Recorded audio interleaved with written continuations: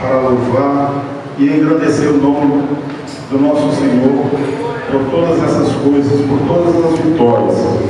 E em nome de todos os meus companheiros, que obtiveram êxito na campanha, eu quero aqui agradecer aos nossos pastores pela oportunidade, aos nossos irmãos, às nossas irmãs do ciclo de oração, que estiveram em oração todo o tempo para que essa campanha corresse em paz, como de fato aconteceu.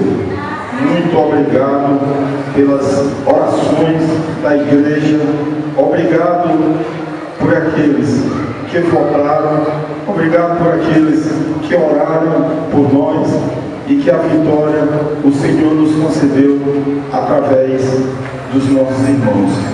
Fica aqui os meus agradecimentos, em nome dos meus colegas vereadores. E para não ficar só nas minhas palavras, eu gostaria de deixar aqui para os amados, o Salmo 125, que diz assim: aqueles que confiam no Senhor serão como os montes de Sião, que não se abalam, mas permanecem para sempre. Aleluia!